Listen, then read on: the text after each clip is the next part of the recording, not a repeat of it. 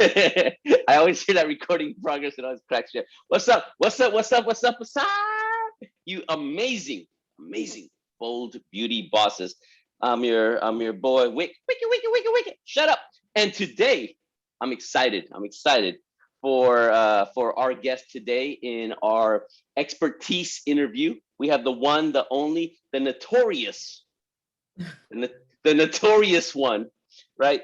Dalia Wagley. And before I introduce Dalia some more and let her, drop her knowledges, uh, I've known Dalia for a little bit in the community, and one thing I truly and madly respect about Dalia, about you, Dalia, is just you're just real, right? You're real.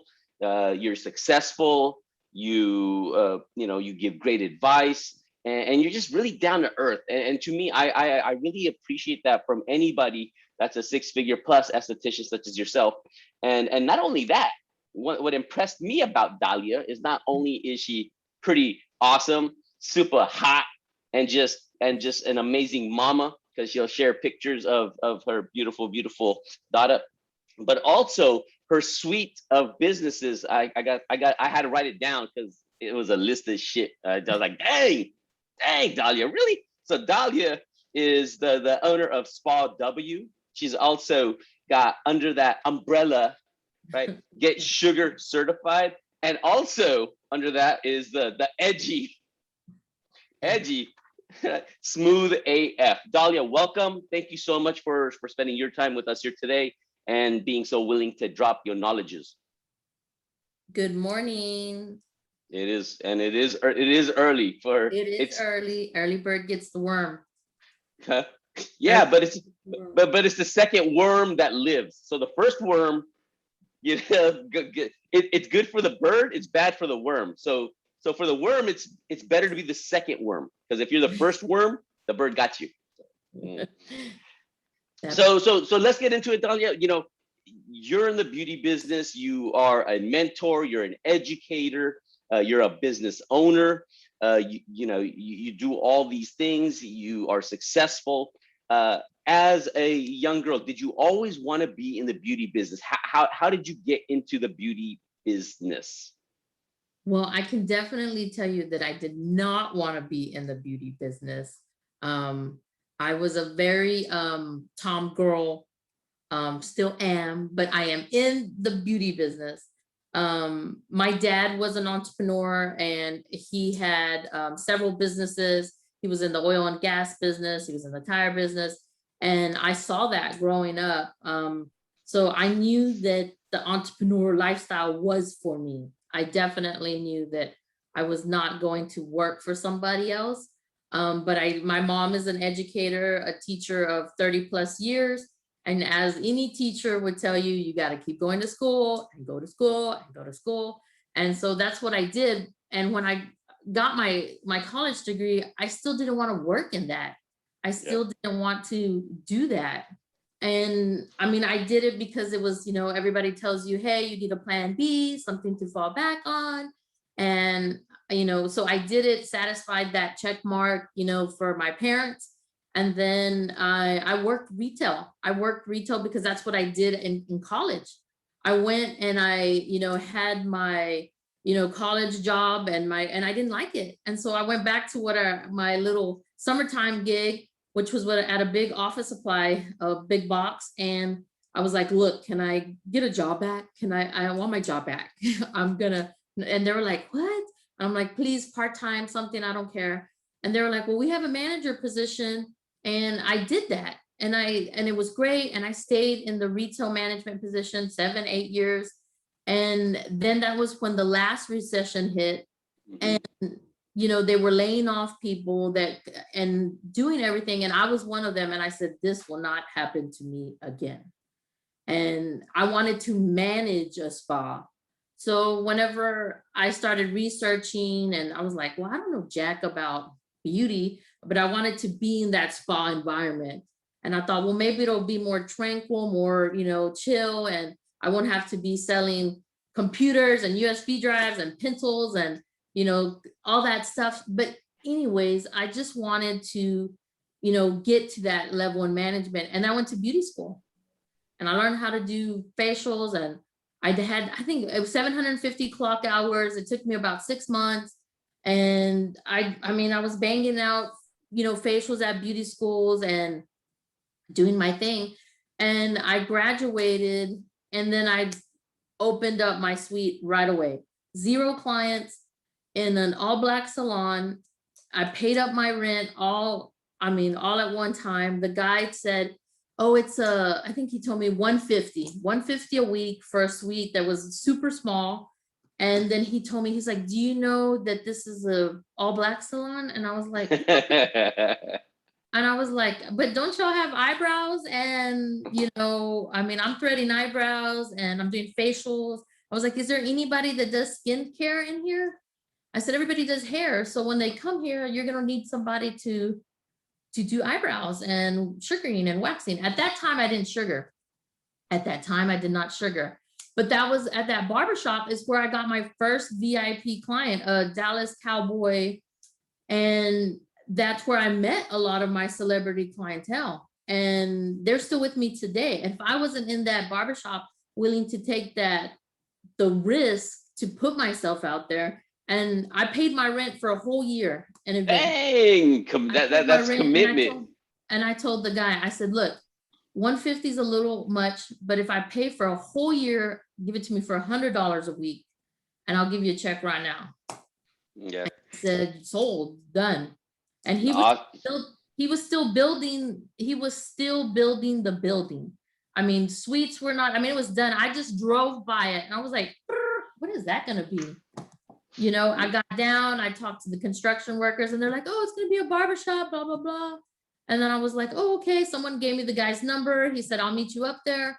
And that's how, I mean, I didn't tell my husband, my parents, and I was like, and when I told my husband, like, hey, I'm going to start, you know, working out of the suite, he was like, you don't have any clients.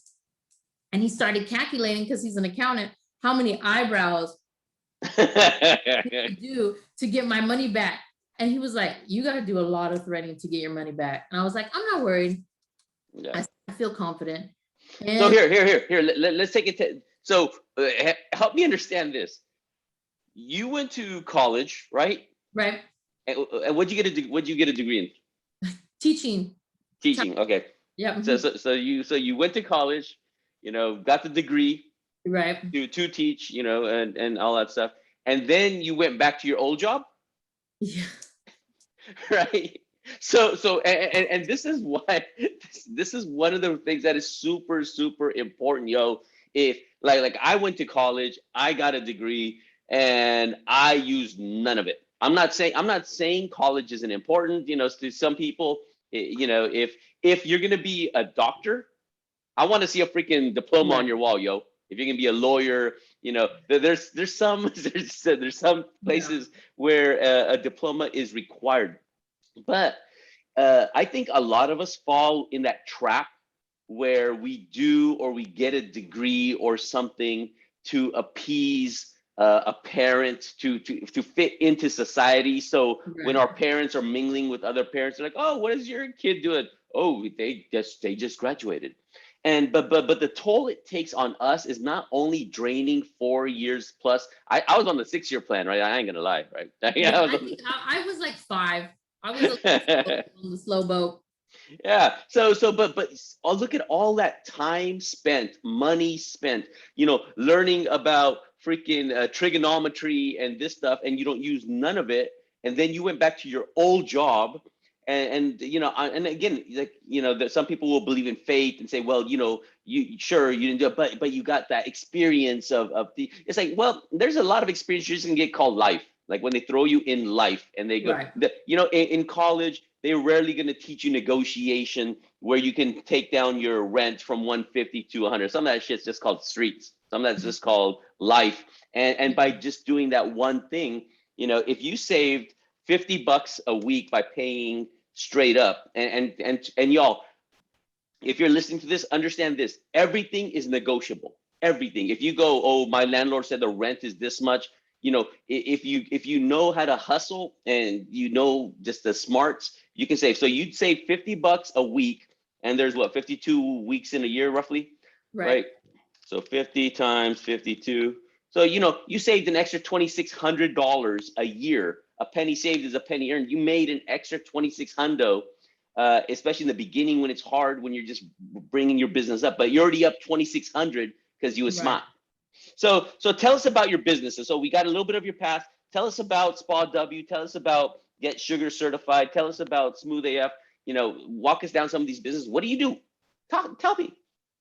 Well, a licensed esthetician and sugaring educator, been in the business 15 years plus, and we do hair removal is our jam and is our niche, and specifically sugaring. We do facials and waxing, very little waxing. I mean, but we have the option available for clients.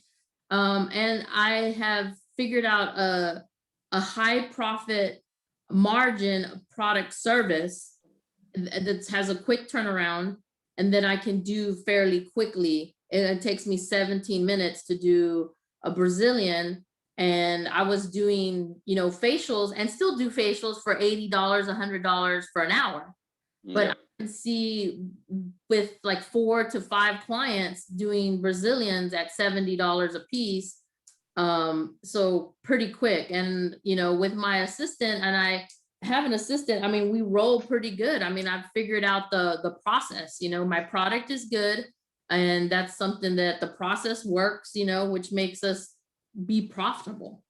So that's kind of, we're Brazilians are our game, male or female, and that's my high ticket dollar service that I offer, and that's what keeps my books, fairly heavy. And here's the thing is, I feel like even now I give excellent customer service. Like, if you have, your product could be great and you can be a badass esthetician, whether it be makeup artist, but if you're texting your client, hey, I'm running 10 minutes late, or hey, I'm gonna have to move you to next week, and yes, life happens, but communicating with your client, as well as, if it's raining, I'm with an umbrella bringing my client from point A to point B. I'm popping that umbrella out and be like, hey, don't worry, get wet. I don't want you to get wet. I want to make sure you're dry, and we'll get you taken care of. Is that something that I like to do? I mean, it's just become second nature for me to offer that fanatical customer service, because we're losing it as a society. We are going to places of business and we're like, their service is okay, but their food is great. No, 100%. How much of your business would you say is Brazilians? Like 80, percentage wise? 80? 80 okay. 80 to 90. Okay. So, but Dalia, don't you need to offer like 20 different services?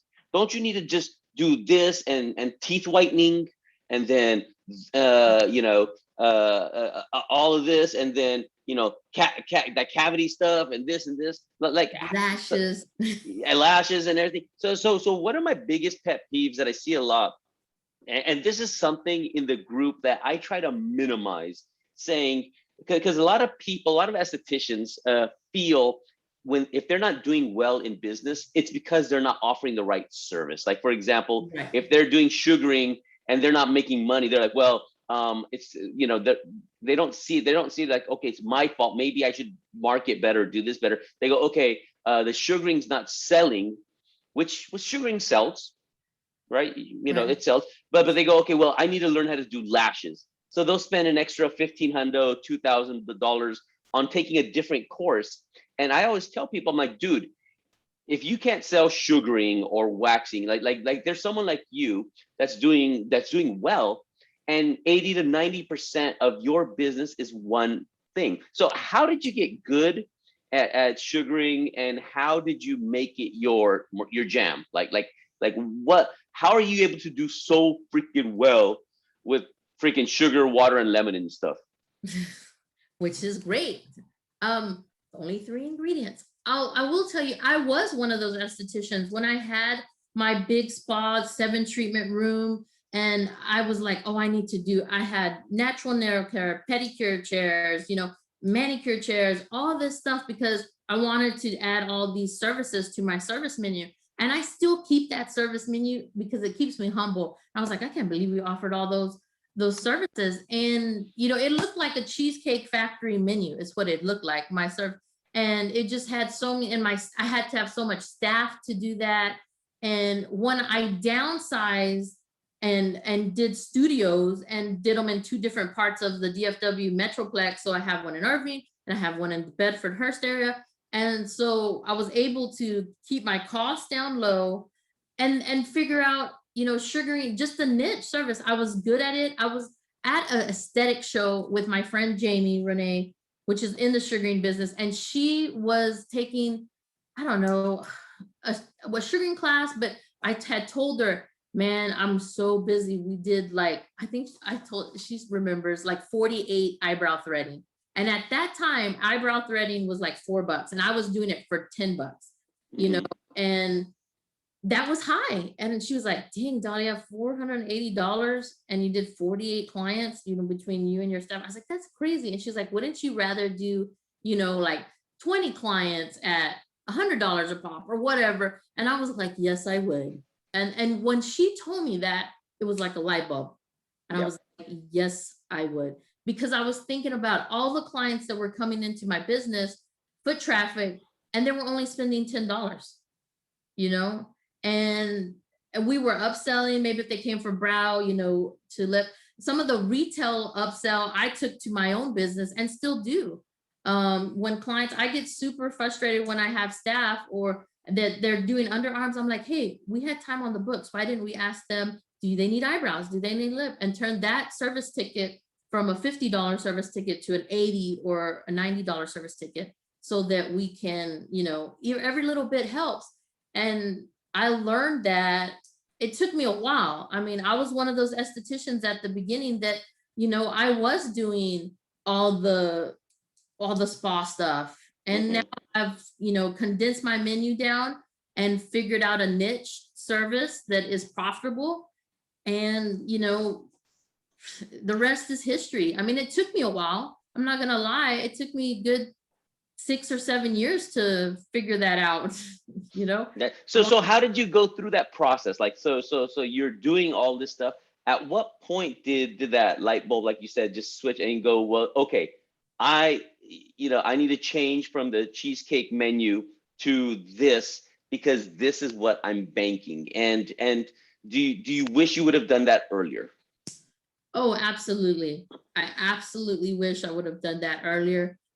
But at that time, I mean, I didn't have a business coach and I was not in the beauty biz. I was coming from, you know, educational to retail to, you know, doing my own business and, you know, not having a lot of support, you know, entering the entrepreneurial, you know, atmosphere, because there's people that would say like, Dalia, you're crazy. Why are you spending so much money, you know, for your rent? And you know, are you going to be able to get it back? Are you going to, I was like, we'll figure it out. You know, I was like, I have, because I believed in it that much. Man, people planting the hater seed early, huh?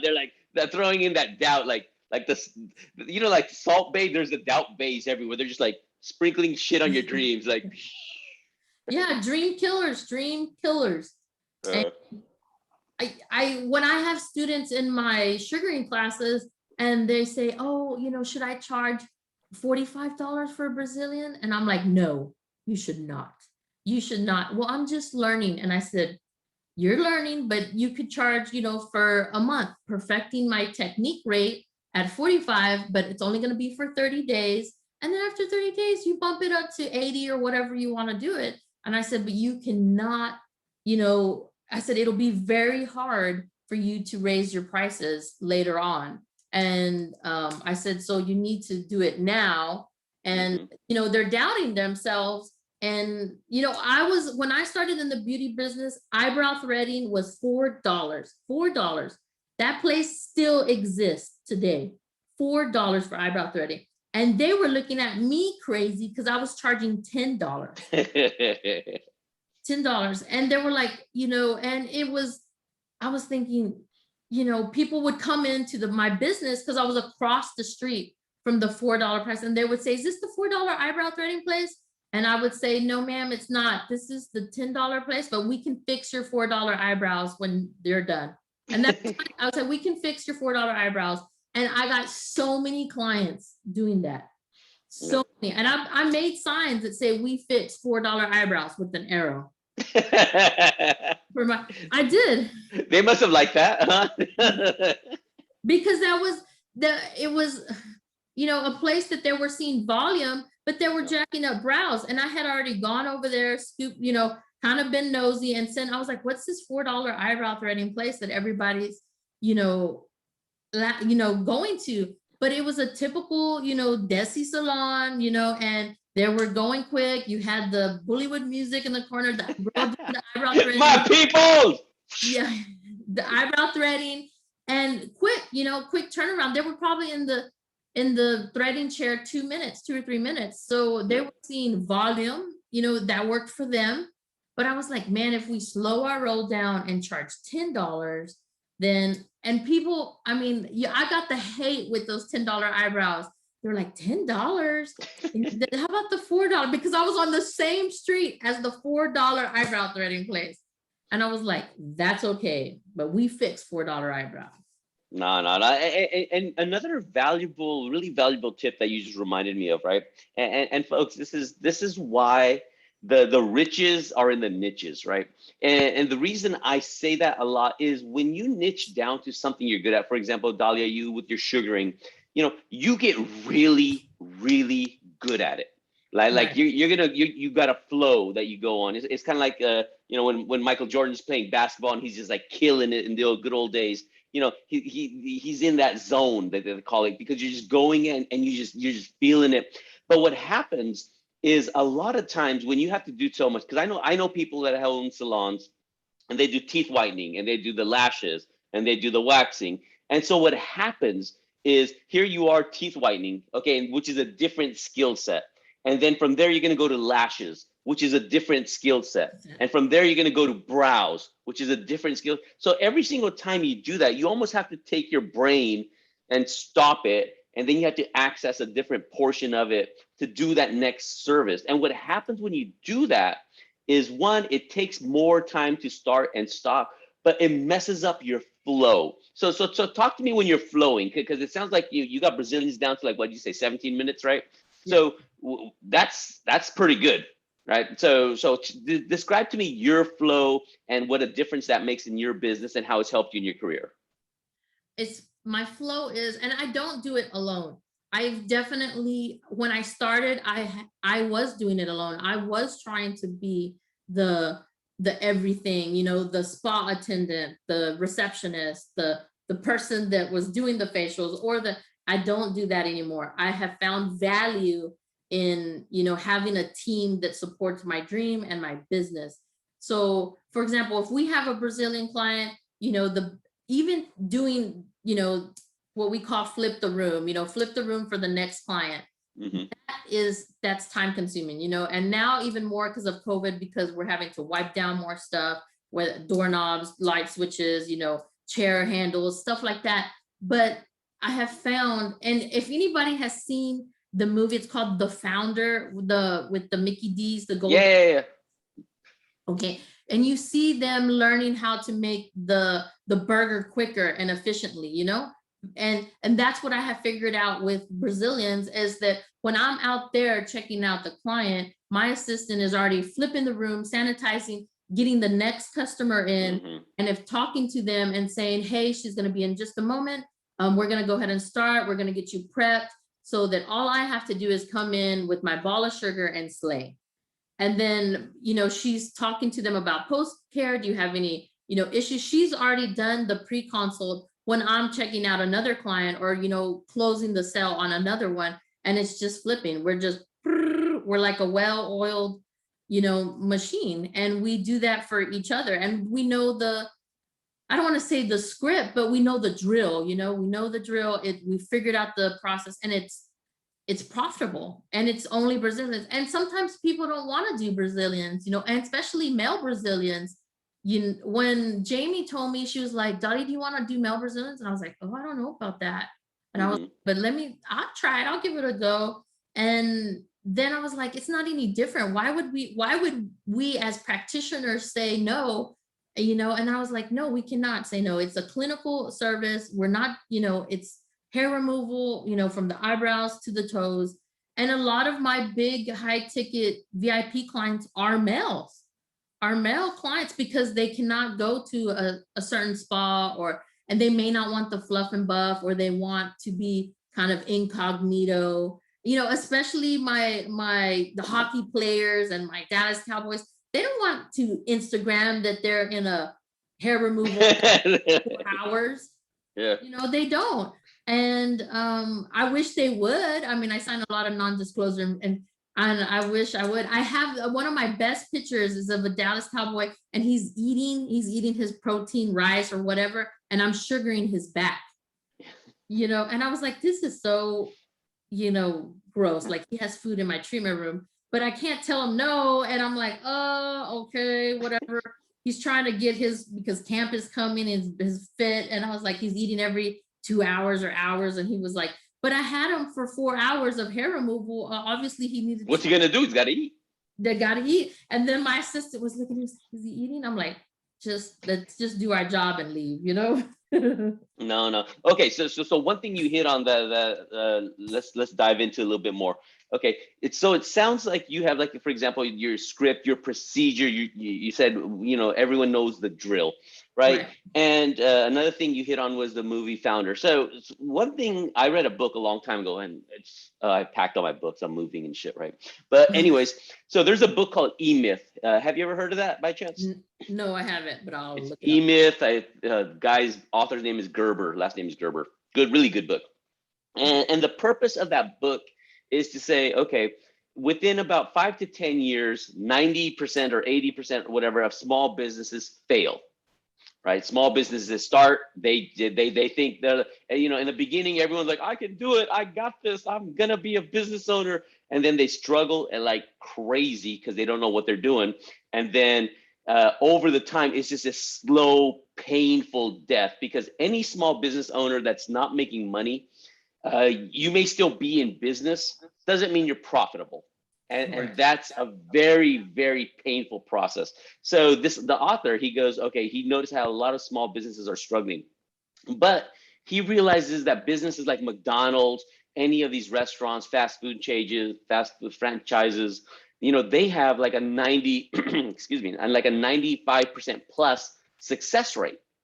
So they go, small businesses mostly fail, but these franchises mostly succeed. What's the difference? And one of the big things that he noticed was what you just mentioned, is they have a standardizing operating procedures, right? They have drills. They know the pickle person and founder knew his job is to put in the pickles, right? Or the ketchup or the buns or the milkshake, or so everything from McDonald's to In-N-Out Burger, they have their systems down.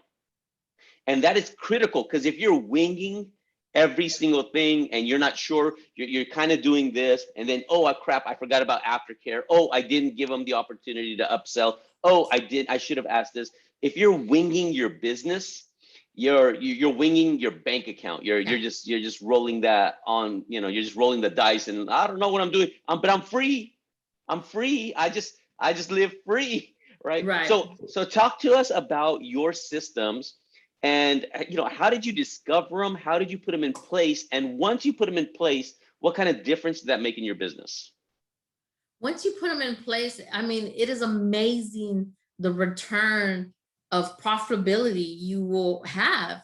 And it, you know, I take a book from a little page from, you know, every nail spa in wherever you live.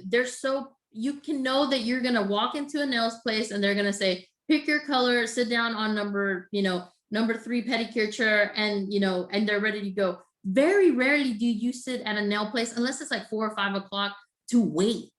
They don't even go by appointments. Some may take appointments, but they like that walk-in business. That's why you can go into pedicure places and they have 30 chairs on one side and 30 on the other, you know? And I'm like, dang, are they going to have 60 clients at one time? Probably not. Do they have staff for 60 clients? Probably not. But they are prepared and ready to go. And that's kind of the same thing that I was like, man, we have to be prepared, and we got to turn I was doing, I think in an hour, 1 Brazilian when I first started. And now I'm doing 4 to 5 Brazilians. Dang, Daniel. So, and on a good day when I have 2 assistants, we can do about 6. And that's in 1 treatment room. And, you know, a tub of sugar is, you know, this is it. That's it. There's nothing else we need besides this and gloves. So it's not like we have a lot of a back bar. I figured out, you know, this is very profitable. This will do about 48 for a seasoned esthetician, between, you know, 35 to 48 Brazilians. Mm-hmm. Your cost of this is $22, $25. Hey, so question. So sugaring and stuff, it's basically sugar, lemon, and water, right? Lemon juice, sugar, and water, correct. So, can I get like a spoon of that and just like make lemonade? Just curious. The side. No, you couldn't, but you could definitely eat it. You could definitely eat it. In my sugaring classes, I have them, you know, they take a little bit with the glove, and I'm like, just to let y'all know that you could eat. Not that you would want to, but you could definitely eat it because it's all natural. Yeah, they putting a Haagen-Dazs label on that anytime. Okay, so get back into the systems. Tell us about how you created your systems and how you stick with them. What are some of your systems? What can you share?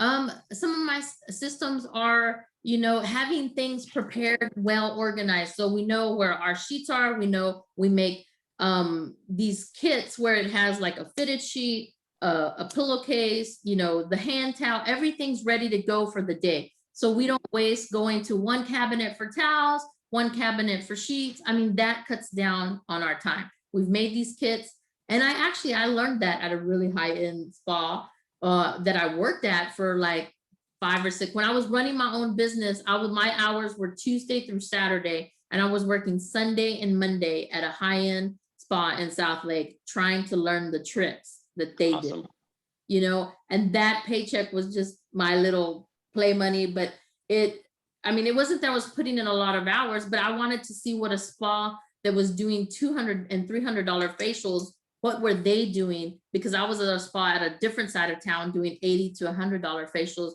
and I wanted to be doing $200 and $300 facials. So I had to go scope out what the other people were doing. And that helped, and they had the process down. You know, they had, you know, spa attendants that did this, and then I said, okay, I need to invest in somebody to help me. And my assistant has been with me 10 plus years.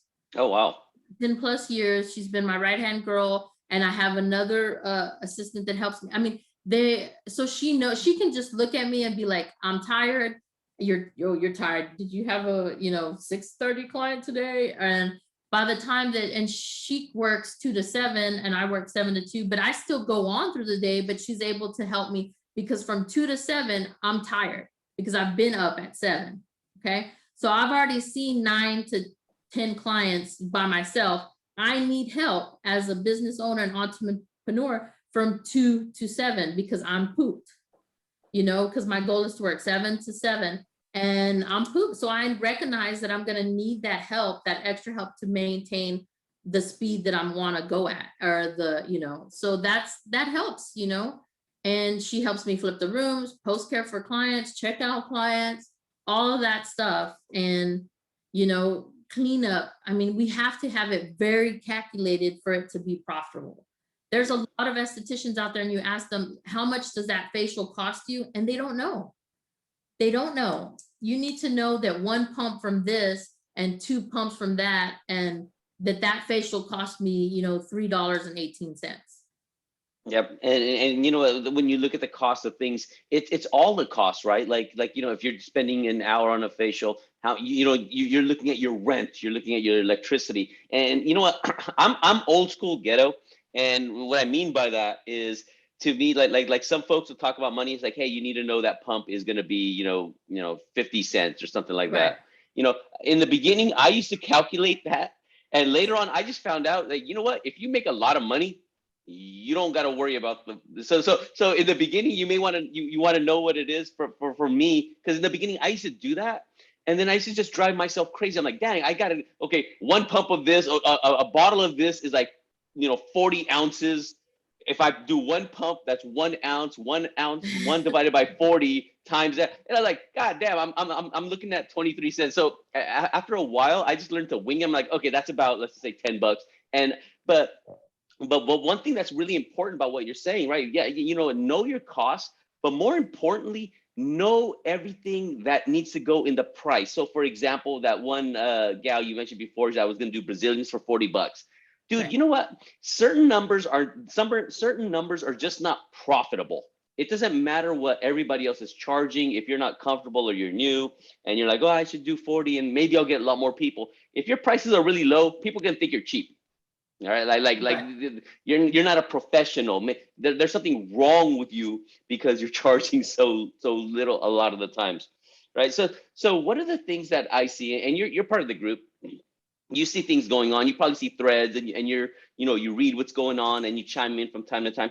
In the beauty industry, the thing that drew me into the industry was understanding and learning that the average esthetician is making about 34,000 a year. That's the national, according to what data says. And Yeah. most people that I've spoken with, that data is actually correct. Most data is all fake data, fake news, blah, but this is pretty good. And when it says 34,000, I know a lot of estheticians that are doing a lot less than that. They're making like 10,000 a year or 12,000 a year or something of that sort. So Right. based on what you've seen, what are some of the things that estheticians could be doing better, or they need to change a little bit that might help their businesses out? If you're giving advice like that.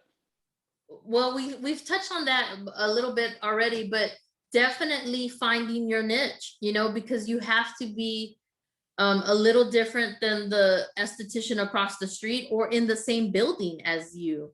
Finding your niche, for me, I feel like it's Brazilians and customer service. I mean, I feel like my service is, some people will be like, man, that's too much work, and I was like, oh, it's not, because I'm so used to it, and I'm giving, cookies, and, I do bags of chips, branding bags of chips, and all kinds of stuff. So when they leave or I have a new client, and that, I don't advertise, on Facebook when I first started, I was advertising on Facebook, Instagram. I mean, Instagram wasn't there back. It was MySpace when I started. Dang, girl. Yeah, it was MySpace. I remember my first social media for my business was MySpace. And, long story short, but I'm not advertising in newspapers and flyers and stuff, because now it's all word by, referrals. It's all Yep. word of mouth. And that, obviously that's the best one, but you have to figure out your niche, and if you're really badass at brows, then be badass at brows. Mm-hmm. There's a lot of people that are. So if you're a badass esthetician at brows, don't be charging $10.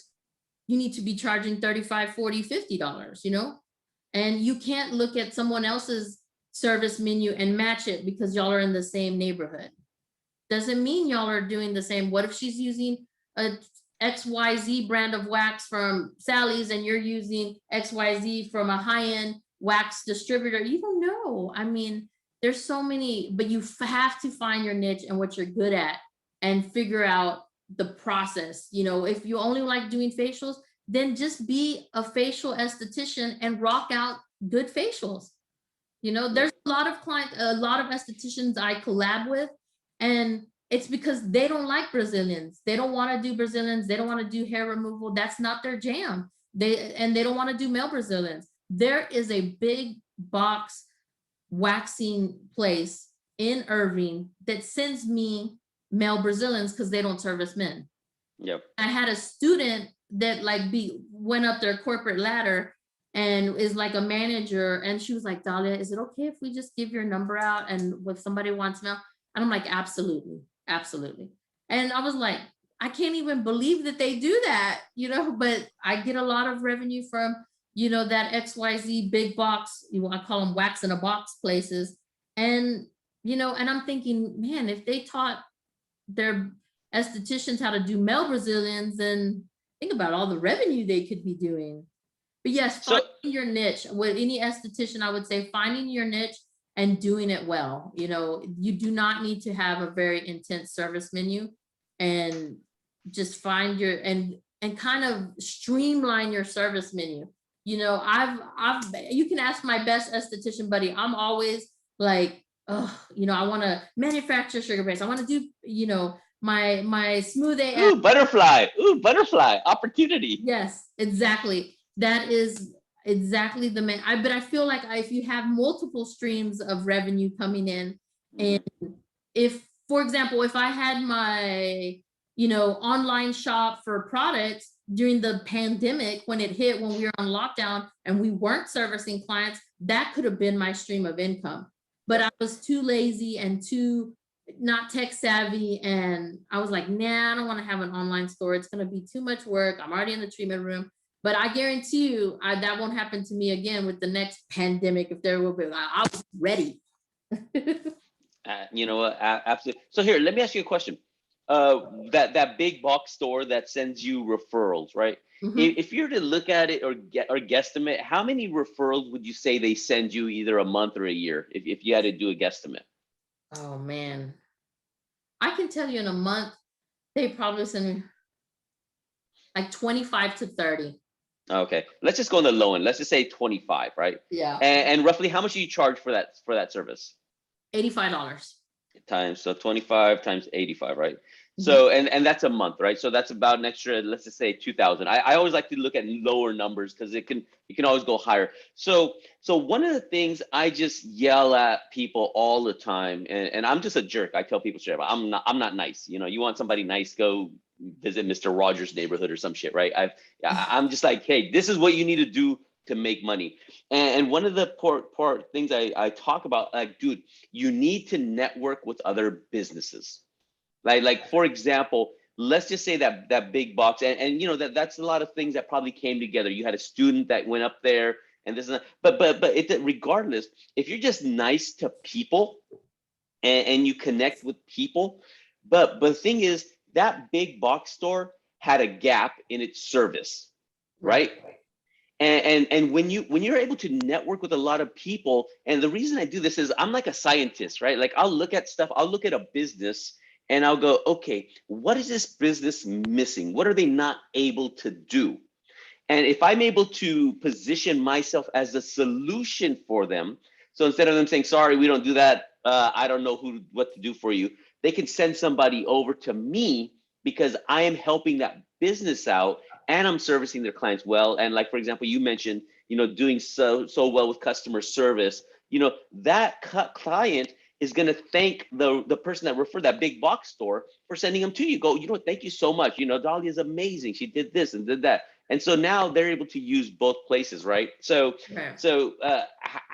is that something that you feel it would be advantage to other estheticians, connecting with businesses, finding things like that? What do you feel about that? Yes, I mean, I definitely feel that collaboration over competition. And when you first get out of beauty school, that's very hard to learn. And, you know, because I was like that, you know, a new esthetician, and I was like, no, that's my competition, you know, and I'm very competitive, but I've learned to be, you know, trying to collab with people and putting myself out there. And one of that is my buddy Jamie. She helps me a lot with, you know, she really likes website stuff, and that's her jam, and technology, and that's not my jam. I can do, and she's not so you know, she's like, oh, I need to do better with the customer service, or and I'm like, oh, you got to do this, you need to add that. So we're able to help each other, you know. And you know, I was telling her like, oh, maybe you should streamline all your towel colors, you know, everything needs to be white, everything needs to be yellow, or whatever color you want, so that, you know, when they come in, it looks, I mean, that's providing fanatical customer service. When you're everything is clean looking, and you know, she was like, I know I do have a lot of colors of towels, you know, well, I buy towels on sale. Well, great, start buying towels on sale that are all the same color. Yes. Versus you having, you know, it looks like a rainbow in here. And those little things, because I started noticing with my VIP clients and my high dollar service ticket clients, how they wanted to be treated and what they expected, you know, and who they were going to. And I thought, man, you know, that's so easy. It's so easy to do. and we're missing that little bit, you know. That's why they're going to XYZ esthetician, because the sheets aren't wrinkly. Those stuff matters to them, you know. Yep. That, you know, and I have one client that I sent a spa gown to the cleaners, you know, and it's a spa gown, and I'm like, this cleaner's like, ooh, who's coming? And, you know, I put it on the back of the treatment door, and they feel 100% better that that spa gown went to the cleaners and is clean for their body. You know, that spa gown to take to the cleaners, what, $3? I think I paid $3.80, something like that. Minimal, very minimal, but that's Fanatical customer service. That's what the client likes, and minimal. And then she'll tip $100, $200, and she's a $700 service ticket, you know, at the end of the treatment, you know, because we've done full body waxing, and that $3.80, it's, you know, a drop in the bucket. All right, so here, one thing that I'm really digging about you. So you're not saying just customer service. You're saying, you know, it's not just customer service is doing that. One of the words I'm hearing from you again and again is fanatical customer service. Right. Right. So what's the difference in your mind between customer service and fanatical customer service? Well, fanatical customer service is, you know, when it's raining, going out and getting your client with the umbrella, taking a spa gown to the cleaners, that kind of stuff. Like, you know, that client likes Starbucks, and that it always has a Starbucks saying, hey, here's the $5, $10, let me buy your drink. You did a great job on your Brazilian, champed it out. Here's like, yeah. I give stickers that say like, I got sugar, job well done, like that they champed out a Brazilian, you know, and I put it on the back of the Starbucks gift card, you know, thank you for coming and being, you know, sweet to my client, to my business, and here's a sweet treat for you, you know. I give cookies in the shape of a cat, you know, that says got sugared, and so they, you know, can get at the end. So there's all kinds of tricks that I do, and I think that puts me over that little edge. It gives that fanatical customer service, and clients can tell, like, when they're like, Dalia, you're super tired, and they're like, no treats today, and I'm like, no treats, I go to the cookie lady on Thursday, you know. I was like, next time. They're expecting that, you know, fanatical service. They're just, I mean, I have Alexa set up in all my treatment rooms and I'm not in here because they're changing, but I can speak to them through Alexa, you know, and be like, hey, you know, welcome, you know, Dalia will be in shortly. Please let her know if you need, there's a bottle of water on the shelf behind you. And I speak through Alexa and those little things make it fanatical.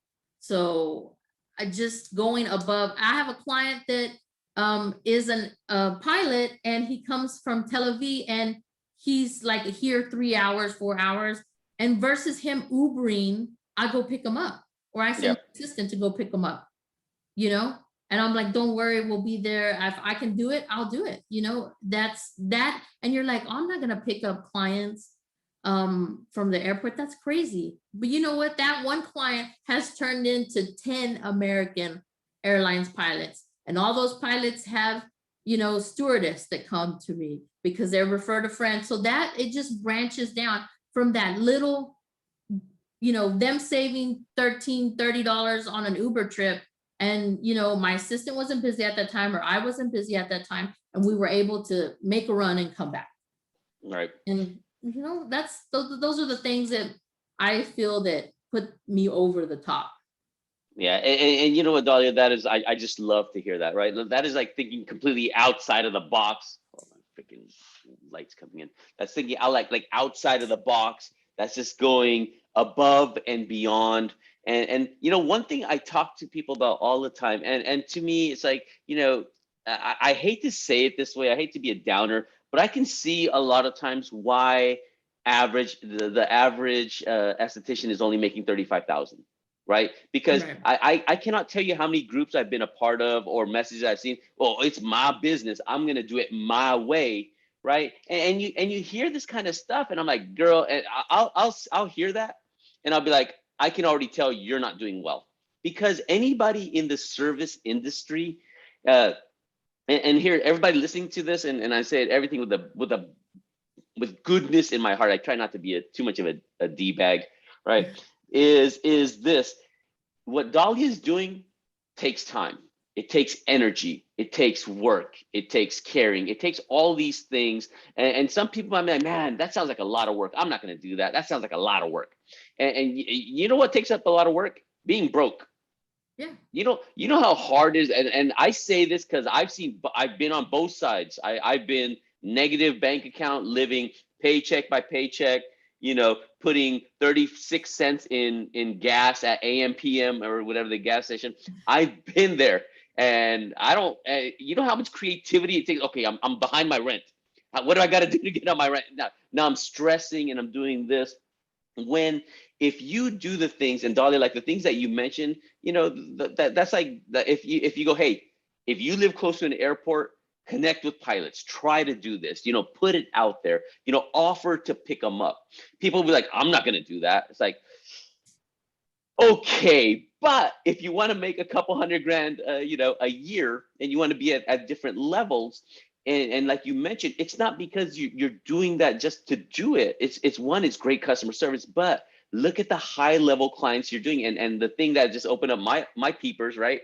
So pilots hang out together, right? Nurses hang out together. You connect with a pilot, doctors and all this stuff. There's a hierarchy of things. You connect with one pilot, and maybe one pilot's a D-bag and he does nothing. And another one, but you know what? It takes one to connect with, and then you're building that pyramid. Yes. Yeah, you're building that pyramid of all, I like American airline employees. I have, and it's so funny. I can just tell, I'm like, what's going on? Y'all are all off, and they're like, oh, they're what do you call it? We have too many hours, because they start calling and be like, I'm off. And I was like, a lot of flights got canceled because all of y'all want to come at the same time. But yes, just kind of noticing where there's a gap in the service industry, whether you're doing, baking from home or esthetician, or, I always tell my students as well as people around me, they're like, oh, you look tired. And I that's one of my, when a client tells me like, you look tired, and I'm like, I know I look tired because I've been up all day, but I always tell them I would rather be a little tired than a little broke. I would be a little tired than a little broke. And they start laughing. I'm like, because I'm, hustling, trying to make sure that, I'm building my coochie castle, that's, when people come, I'm like, yes, this is my coochie castle. Welcome to my coochie castle. I'm very proud of it. Because I've found a niche with Brazilians that's, some people aren't willing to work on that body part. And it's not any different than an OBGYN or like, somebody that's specific to that body part. And I'm like, dang, we got to make it clinical and not so taboo, and talking about, intimate hair removal. And, I was able to do it, and I'm so passionate about it. I'm just like, my husband he would say, oh, my wife is very good with Brazilians. And I'm like, you don't want to say that to girls because that's a little creepy. Gotta be like, I'm like, you just want to say she's great at hair removal. I don't say, even though that's my jam. And I'm like, from a guy, it's a little creepy. And I can just see him right now. Go, you should come to our coochie castle. Like he's going out. My wife and I, we have a coochie castle. You should come to our coochie castle. We build it brick by brick, coochie by coochie. Right. Coochie by coochie, my coochie, my coochie castle.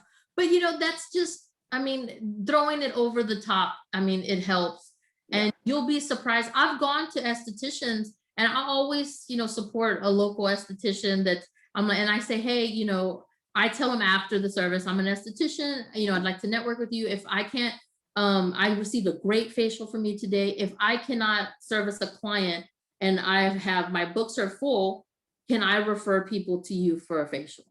And you'd be surprised. Some people say, nah, it's okay. And I was like, okay. But, I move on, and I was like, well, you did a great job. And, I still send people to them, but I'm thinking, who's turning down a lead or a good referral? Must be doing well, right? Must be doing well. Must be doing really.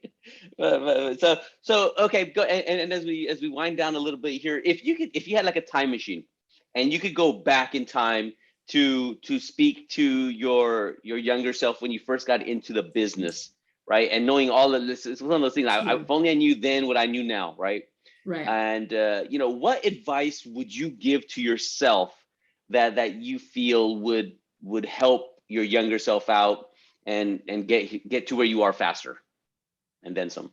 Don't get caught up in the aesthetics of the way your suite looks, you know, or the way where you're spending your money, you know. Like, we all want to have the best studio with the nice flower walls and the bling light, and you know, we put in a lot of money into that as estheticians, and I see it happening, you know, and you kind of go into debt because you want to have, you know, 3 treatment rooms with the best beds and the best, you know, and all that, you know, you want to have the water fountain in the corner and all this spa stuff. But when you minimize your treatments as well as your, you know, the money that you're spending in, you know, decor and all this stuff, you know, when I walk into a studio or suite of an esthetician, I was like, oh my God, she's put a lot of money into this, you know. And I was like, you know, I'm like, I hope she's making money because that wall looks amazing, but how much did that cost her, you know? And I have a student right now that I'm mentoring, and she's in a salon suite, and she's doing brick on her wall, real brick, like putting it. And I think that wall is costing her at least 10 G's, okay? She's kind of doing a mural on it. And then I said, Alex, what happens if you move? You know, and as this isn't your building, and are you going to be able to take, they're not cabinets, you can't take them off. You're going to be able to remove the bricks. So before she's even servicing clients, she's already in $10,000 for this. And that suite, granted, it looks cute, but we don't know if it's going to be profitable. You know what I mean? Like, she could be so at brows, but I mean, I see it all the time. They're investing, you know, putting on credit cards, you know, going to IKEA, I'm going to Nebraska Furniture, I'm buying this, I'm buying that. And before you even get started, you're in the hole. Yeah. You're in the hole. And then your $10 eyebrows are not going to do jack, you know, or your $15 eyebrows, because you're in the hole with, you know, your business 20, 30K. I've seen it. I see it all the time. And I'm like, and I was one of those. When I first started, I had a studio. I was in that studio at the barbershop a year and a half. And then I was getting big. I'm like, I want a bigger spot. I want to be doing, you know, 3 eyebrow threadings at the same time and have employees. And I went to a bigger spot, and then I had to fill 3 treatment rooms. I had to fill 7 treatment rooms. Now I needed a reception sofa. I needed a desk. I needed, you know, all this stuff. And I mean, I wish I would not have done that. And it took me 7 years to figure that out. 7. Yep. 7. And it's hard to not fall in that trap because you're so passionate. This is my business. This is my baby. I wanted to represent me really well. It's hard to take that out and look at it. Okay, from a business standpoint, is this going to make me money? Right. And to look at that and saying, because we here, no one starts a business. I learned this a while ago, and like I used to talk about just I work with a lot of law enforcement people, and one of my friends is a cop, and I talked to and he was telling me a crazy story about some crackhead that was trying to fight him and stuff like that.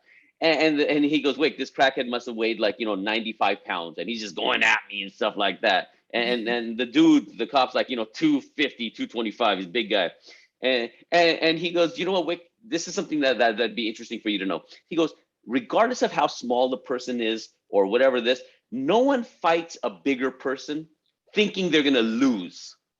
Right. So that crackhead, the only reason he's not going to fight the cop and think he's going to get his ass kicked, he thinks in his mind he has a chance. He thinks you don't get into a fight that you're going to get beat out of it. Like, I can't wait to go in a fight and get beat up. That's it. No, in your mind, it's like, you know what? I got this. They're all pumped. So in business and especially in any business, not just aesthetics, That's how people go in. I'm going to go in business. I'm going to make six figures my first year. I'm going to do this. I'm going to do that. It only takes $50 brows. I only got to do 100 brows. I'm going to. So they got in their mind, here's my business card. They're going to spend a week designing the logo and get the business cards. And you know, and here, you might have done this. I know I've done this many times. And it is the most draining, useless thing to do, because you want it to be perfect, and you just put money and get into debt. And then when you get to it, it's like, okay, I just need a business that makes money. I need to become profitable and get that aesthetics out, right? Does that make sense? Yes, and I think it takes us a little bit of, you know, because when we're in beauty school, they tell us, you know, oh, you're gonna make six figures, or they do the math, and reality is you're gonna be making $10 to $11 an hour, Yep. you know, and maybe get tips, you know, and they're gonna start off at a certain aesthetic establishment and I do consulting with some of these, you know, massage in the box places that have us, and I'm like, these girls are asking me like, how do you get somewhere where you're not making $11 an hour? And then I tell them, I'm like, this place is giving you $11 an hour, but they're giving you the opportunity to make $25 an hour, and you're not taking it. Because every client that's on your table, you can upsell them to a hydrating facial, an LED facial. You can sell them product at the end of the service. You make 40% of the product. So if you're selling $100 eye cream, you're making $40 extra on top of your hour. Plus I said, and I've seen it, I've showed them, and I said, so this $11 an hour is what you're starting at, but that is not where you can make it more profitable. But some of them are just happy and they get that. They're like, yeah, I'm making $11. I'm gonna, you know, DoorDash at night and Yep. do that. I'm like, we're working harder, not smarter. See, and that's the difference between an employee and a future business owner, right? Right. Because like someone like you and me can look at that, because I've worked for other people, and then I started my own business or whatever. And the reason being is, even when I work for somebody else, I always in my mind go, okay, this is my mini business within a business. So at one point, you know, this is like my incubation period. I'm going to learn everything, the mistakes. I'm basically learning and getting paid to learn, right? Yeah. Instead of me paying a coach, I'm working for a company, and sure, they're going to get a bigger piece of the pie, but I'm going to get the wisdom. And after learning enough, you can take that, but you can't have that mentality where I'm going to do the bare minimum. Because when you open up your own business, you're going to do the bare minimum. You know, what you practice is what ends up being our habit. So if you're not upselling there, if you're not doing this, if you're not offering this, if you're not doing amazing, like your Fanatical customer service you talked about, if you're like, well, I'm not going to do it now, but I'm going to do it when I open up my own business. No, no, no, no, no. You know, if you got a messy car, you probably got a messy house. It's like, you know, it's like we tend to be equivalent across the board, right? And that's why, like, if somebody's listening to this and they're like, well, I don't own my business yet, I work for somebody else. Okay, get freaking fanatical about your clients. Right. Yes. And they'll follow you. They will follow you. They will follow you if you're doing Fanatical, even if you're working at a big box wax place and an umbrella is free. Yeah, I mean, you have an umbrella probably in your car, and you know that you have a client coming at 2 o'clock. Why aren't you waiting by the door and seeing where she parks and walking out to her? And then coming and being like, hey, Deborah, man, this weather's crazy, but we're gonna get your brows, or you're going to Cancun, we'll get your Brazilian taken care of. It's not gonna be raining over there, girl. Come on in, you know. That's the kind of service that, you know, is gonna bring you that clientele. But yes, you're right. And I learned this Fanatical customer service when I was working retail. And I was, you know, a general manager trying to get you know, sales, because I had a sales bonus and I wanted to. So I practiced that with my staff, and it made a big difference. And I was like, man, Mm-hmm. gotta, you know, do stuff like this. And when it would rain, we sold umbrellas, and it was on a rolly cart. And I said, bring the umbrella thing to the front. And I was like, I want that thing empty by the time this rain is gone, you know, because people would come in there. We were close to the airport, businesses, and they didn't have an umbrella, and our umbrellas were like $4.99, $5.99, something like that. I was like, all those umbrellas need to be gone. Every client, every customer that walks in here, you want to add an umbrella, like, it's raining, bro, you're gonna need it. Yeah. And like, yeah, $5.99. And it was just that simple little thing. And I've took that from, retail, and then, and just put it in your own practice, and you have to practice it. And absolutely, I agree with you. You have to practice it no matter where you work. That's just how it is, right? And it's just understanding that, like what, it's exactly what you said, Dalia. It's, you know what, customer service is hard. Like, for example, here, you have an umbrella, you have legs. Yes. Yes. Okay, you can use those umbrellas and legs to walk to the door. And the 5 seconds it's going to take you to walk to the door and do that for the client, or you can use that umbrella and legs and just to sit where you are, watch TV, and wait for your client to come in and do that, right? I mean, those are the two options. Yes. Right. Right. And unfortunately, people use the legs and the umbrella most of the time just to sit and not do that additional little effort, because you're like, I'm not going to do that. They can come in. They, you know what, they should have brought their own umbrella. Why didn't they bring their own umbrella? Yeah. And I try to tell people, I'm like, dude, that mentality, you're in the service industry. Service.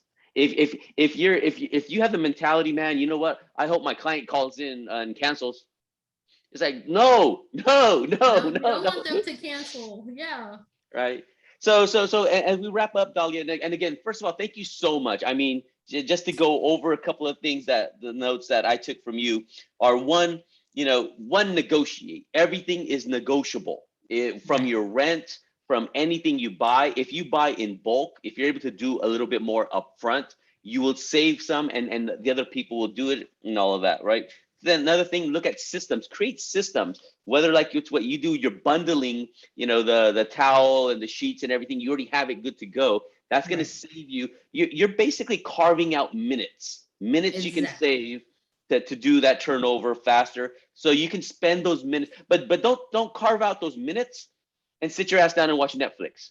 Carve out those minutes so you can use that time. Well, and if you got to relax, relax. Of course, that's fine. That's fine. Watch that Netflix if you got to. But take your break. Use that time valuable for something that's going to help you either recharge you or move you forward, right? Learn from other successful people. You worked at, like you said, you worked at that successful salon that was doing $200-300 for facials, and you went there and you got some skills from them that you implemented. So be a spy, right?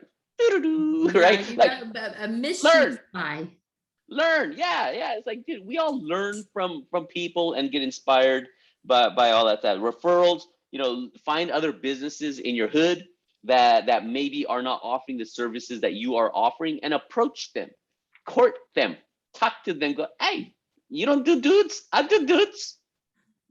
Right?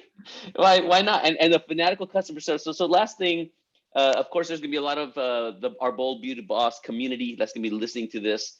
And if you have some advice that you'd like to give them, and go, hey, here you go. What would you say to them?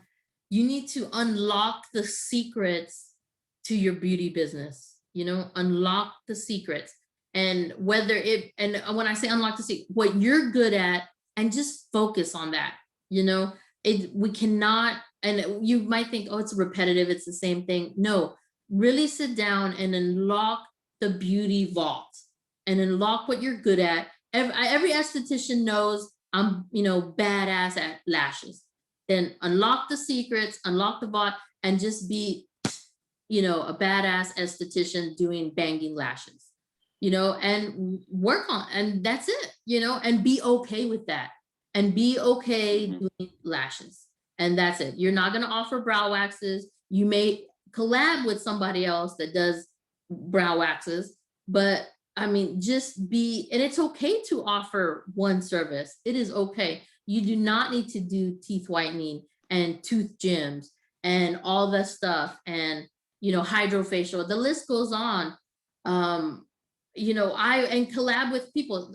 I know that I don't do lashes. I have a friend that's Roxy that does lashes, and that's all. And she doesn't do Brazilians. and we refer people back and forth, and do collabing over competition, and that'll help. That's why I say unlock the secrets to your beauty vault and just kind of figure out what you want to do and just nail it down. And then I think once you do that and be okay with that, because sometimes estheticians do that, but then they'll start trickling. Well, I had a client that really wants me to do their lashes, so they're bringing out all their old lash stuff, and they've put it in a Tupperware in their closet, but they're bringing it all out for this client. And no, you should have told that client, unfortunately, I'm not doing lashes anymore. I'm going to refer you to XYZ lash artist, and you're in good hands. So why, and that's hard to do. I'm slowly not doing facials in my practice because sugaring is more profitable. I have clients that are only facial clients that have been with me 15 years. And I'm like, oh, I can't tell Miss Marie I don't do facials no more. She was with me from the beginning. But now I'm like, because you're, in a sense, you feel like you're not servicing that client. But I'm gonna hook up Miss Marie with another esthetician that does really good facials and that know that she's in good hands. So, just unlock the secrets to your beauty vault and get those processes taken care of, and you'll be okay. They'll everything else will fall into place because you've laid down each brick, to your success. Dude, we got an In-N-Out burger. You don't guys don't got In-N-Out burger in Texas, right? We do. You do? We do. It's been here a while. Man, I thought it was just a California thing. But anyways, In-N-Out burger. We like Whataburger over here. Just stop it. Right. But In-N-Out burger, you go there, like, we got one right here.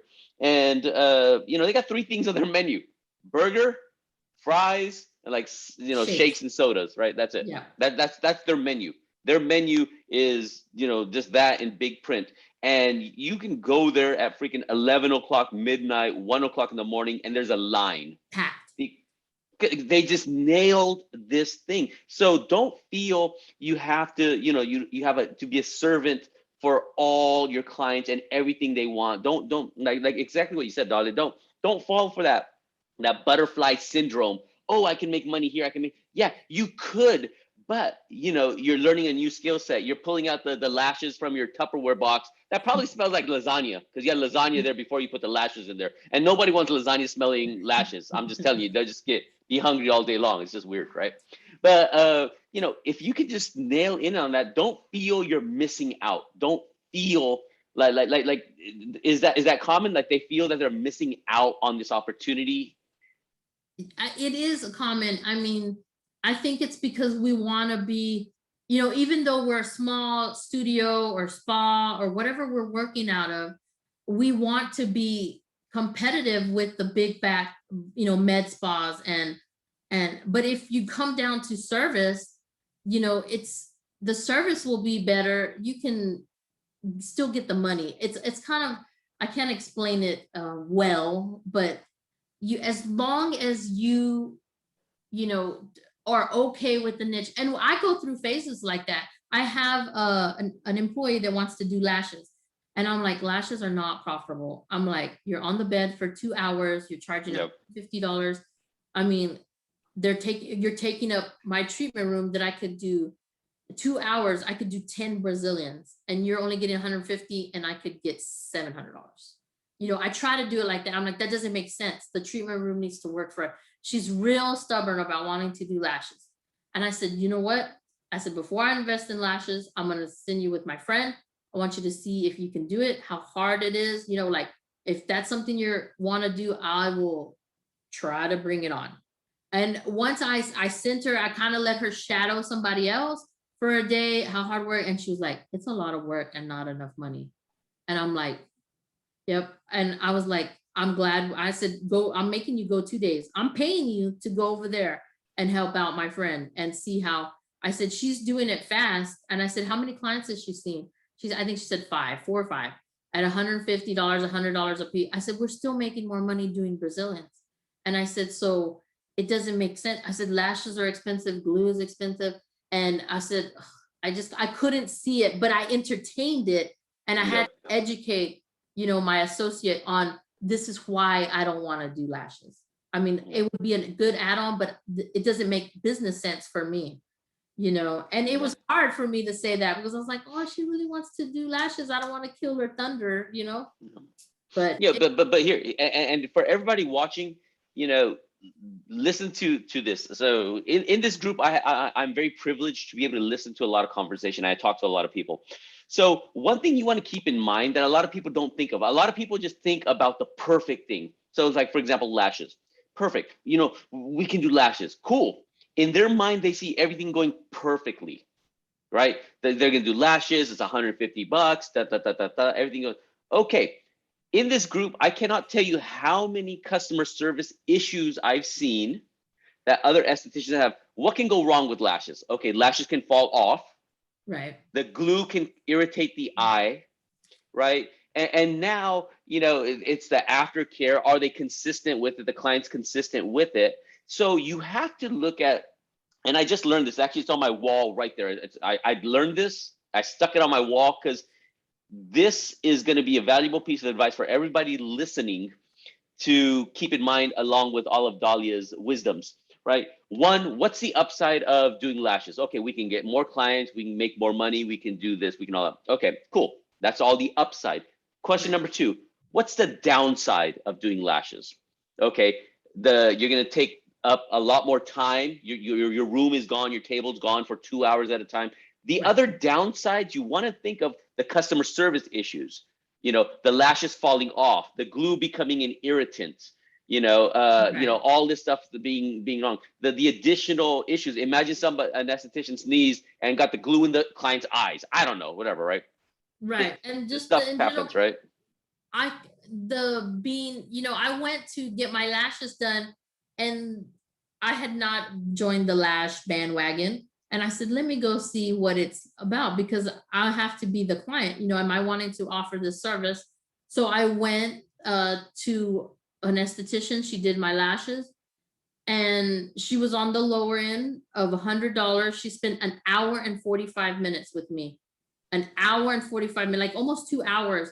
My back Mm-hmm. was hurting. I was like, man, this girl needs a table mattress on. I mean, I was thinking that her room was cold. Tempur-Pedic, girl.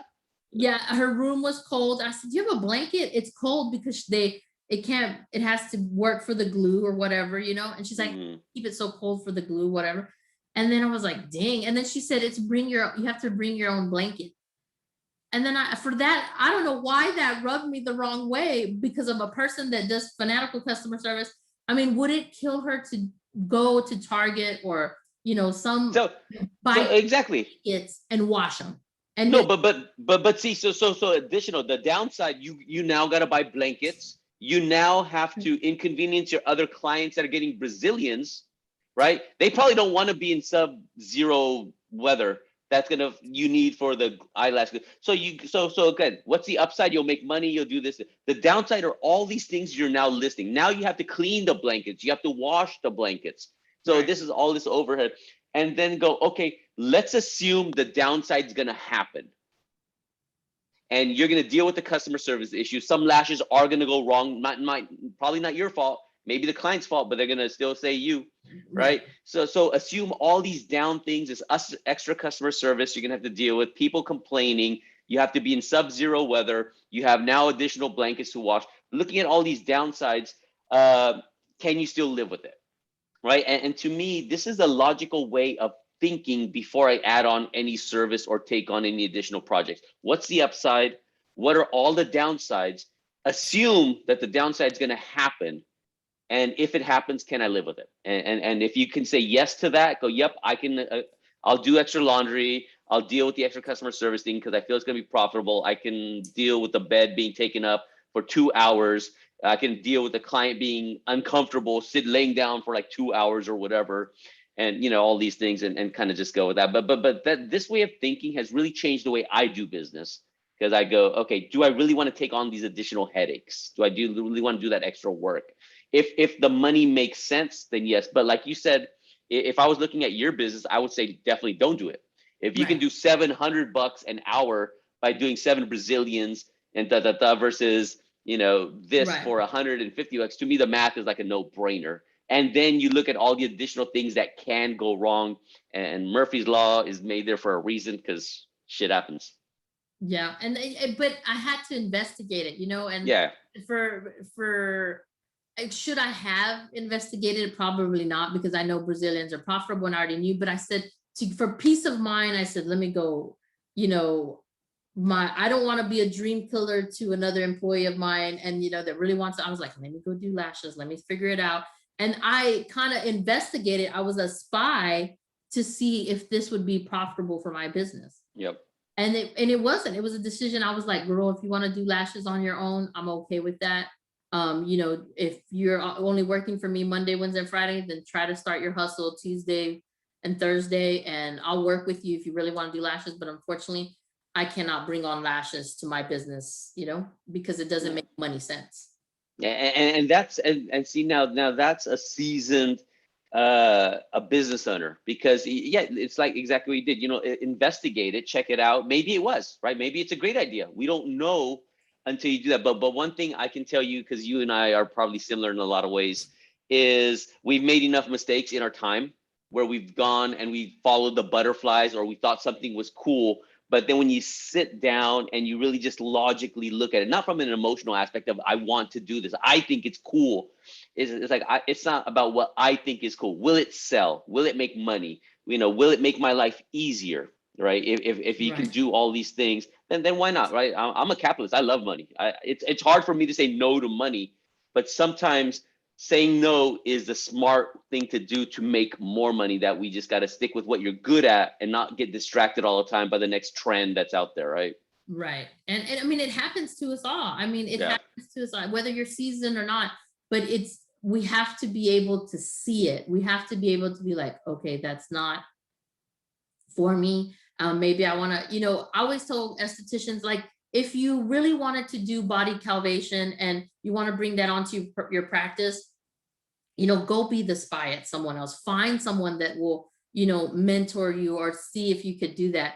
I mean, it's a lot of work, it's a lot of, you got to do you're exercising and working at the same time. And, you're making your treatment room hot. Then you have a sugaring session after. I mean, the list goes on.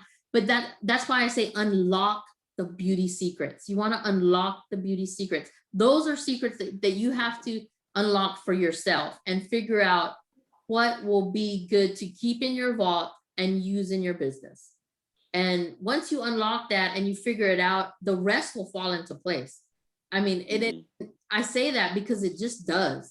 And you figured it out, and everything will be just like a little building block, like toot, toot, toot, toot, toot, toot, and it'll go into place, and you're like, why didn't I start this 7 years ago? Yeah, and no, and to conclude with this, right? So, Dalia, it's exactly what you said, right? So when you're unlocking and all that potential, all that business, you're doing that, like you said, the blocks will fall into place, right? But the dream killer is these blocks are falling into place, and then you start building blocks over here, right? And then you try this new thing, and then you're like, okay, go, and then you got to go back to the first one to build these blocks and now it's got dust and spiders are living in that blocks, and now you got to clean it off. So and then you got, so folks, I'm not saying you can't do a lot, but I'm saying this, like Dalia, you are an amazing example of someone that can take one skill set, right, and make a lot of money with it, and just kill it. So don't feel, I'm not saying don't, anybody that's watching, listening, etc., I'm not saying you can't do all these things, but I am saying you don't need all those things. You can do sugaring. You can take lemon water and sugar and, make 6 figures and then some, right? You can take just one skill set and kill it. And my rule for success, do one thing, do it well, get it nailed down. And at that point, when you got the money, you got the systems, then at that point, go, you know what, do I want to do lashes? Do I want to do brows? Do I want to do this? Do I want to do that? Then, you can mess around without risking your business and your time and your energy by trying to do too much at one time, because you're trying to build this and build this and build this. You need to get number one built up first. Right. Yes? Yes, I totally agree. but we get sidetracked, and then once you build number one first, the rest will follow, then you can have your other studio because you've already mastered that, then Yeah. you can bring on an employee, or you can bring on an assistant. A lot of times people kind of bust my esthetician chops about having an assistant, but I knew that I was tired, and I knew that to keep going throughout my day, that I was going to need help. Why are they busting your chops? Well, because a lot of people don't work with an assistant, but I'll tell you that, it makes a big difference in my aesthetic career. And, a lot of my esthetician buddies are like, well, I don't have a Lusana, because that's I was like, you should invest in one, and you'll see how, that payroll will be like super. You don't mind writing that check because that'll bring you other, because you're able to see more revenue from it, because we're being more efficient and more fanatical, and and that's how it goes. And they're like, well, if I had an assistant, I could definitely be a six figures, or I could be making more money. I mean, no, you wouldn't, because you're not making more money now. So it's not the excuses, right? Yeah, you're not making money now. Just adding extra payroll, it doesn't mean that you're still going to be, because your process is still jacked up. You're still, you're still offering 1,000 things, and it's hard. I mean, it's hard to learn at the beginning. It's really hard. And I think if I can tell one or two estheticians, a goal to say, hey, you're going to do this, and you're going to just do it well, and be proud that you do it. And, I mean, I want to be a Brazilianaire. That's my goal. I want to be a Brazilianaire. I want to be knocking out Brazilians, and be like, I'm okay to say that. At the beginning, I was like, oh, I do Brazilians. Oh, because, I didn't want to tell people I can't show my work on Instagram as well as somebody does lashes or brows, because it's the intimate area. Have I figured out a way to do it? Absolutely. Absolutely. I can show my work now without getting in Facebook and Instagram. I mean, I had to get a graphic artist to create a template so that we can, put a watermark on a certain part of the body part so that we could show our before and afters. I was like, why can't I show my before and afters? Because they're amazing. Just because it's, the intimate area. And I was like, I got to figure out this hurdle. I'm not great with technology. That's not my jam, but I definitely found somebody that I could shoot them over some pictures and be like, hey, I need you to fix this for me, and put whatever I need so I don't get in Facebook jail. So I mean, everything will fall into place, but you have to grind at it. If you do not grind at it, then it's not going to work. Like, nah. Have to be, I was going to sleep thinking Brazilians, I was going to sleep thinking hair removal. I mean, I want to be making money while I'm sleeping. That's my goal. I want to be like, oh, they bought products off of Smooth AF. I want to hear, my phone goes cha-ching, cha-ching every time somebody has made an order or transferred for services or whatever. And I mean, my husband's like, he's like, big baller, because he hears cha-ching, cha-ching. He was like, dinner on you. And I'm like, oh, I need to put that on mute. No, and Dalia, congratulations, right? I can see this is the first time I think you and I've actually really spoken, so I can see why you're successful. It's not just because of the experience. It's you've made mistakes. You started you found your path, and who knows, later on the path can change, right? We don't know where the path. We are always on this freaking journey. You started with a menu looking like the Cheesecake Factory. Now you're doing sugaring and educating and products, and tomorrow, I can see you with your own school. I can see you as a major educator in this space. I can see you with like, many lines and then some, because the path that you're going, for me, I feel you're just hitting all the right spots. Like the fanatical customer service, going above and beyond, thinking differently, and using all this stuff, and just being very modest about it. It's like, there's no secret to business. There's no secret to success. Yeah. The difference is, are you using your legs and umbrella to sit and wait for your client inside, or are you using your legs and umbrella to walk to the front door to greet your client? And that, ladies, to me, is a difference between, it's that small thing. That's all it is. Everything else is the same. Don't get me wrong. The more Brazilians you do, you're gonna get better. That's just common sense. That's Right. just how we work, right? The first time you learn to drive a car, we probably all sucked. I was horrible, right? I don't even know how. But then you get better over time, and Right. now women are doing their makeup and driving cars, and you can do a lot, and you get better at it. But it takes the time to do it. So Dalia, first of all, thank you again so much. I appreciate you from my heart to yours. You are just amazingly fantastic. So thank you Thank you for for that. having me. Yeah, let me turn this sucker off. And Okay. all you bold beauty bosses, listen to this. Listen to Dalia. Follow these steps. Dalia laid out some amazing gems, and they are all actionable items that you should implement in your business. Ahora, today, right now. Boom. Catch you soon.